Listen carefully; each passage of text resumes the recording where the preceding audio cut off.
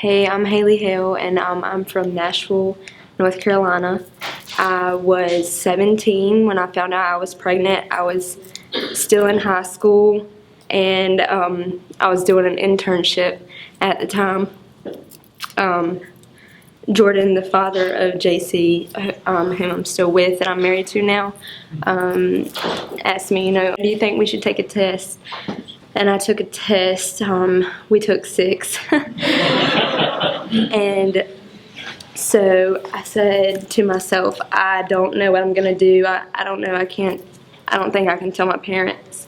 I don't think that, they will be very happy about this, and neither his weren't going to be very happy about it either. And so I remember that I had to do a lot of volunteer hours for the nursing program at my high school, and one of the places that we could volunteer at was the Pregnancy Care Center in Rocky Mount. And I never volunteered there, but it was through God that I knew it was there from it being on the list for the volunteer options. Well, I made an appointment at the Pregnancy Care Center. It was February 20th, 2015. And I walked in, I filled out a form and checked in, and then Cindy came through the door and she called me back. And I was nervous, and I just wanted a confirmation that I was actually pregnant. I was pregnant and I was really scared. I was crying, and Cindy walked me through each stage of the fetus and just talked to me a little bit about God and how He was going to be there for me.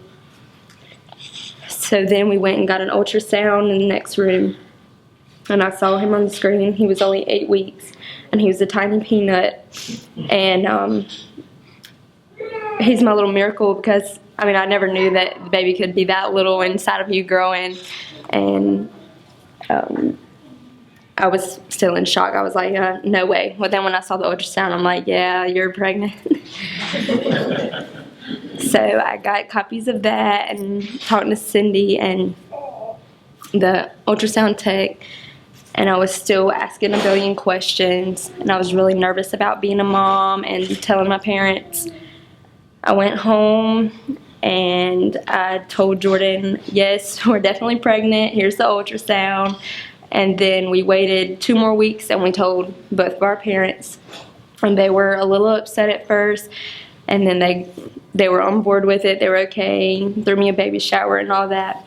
But without the center, I don't think that I would have kept God at the center of my pregnancy at all. I wouldn't have kept going to my church. I would have said, no, I can't walk through the doors because I'm pregnant and nobody's going to accept me there.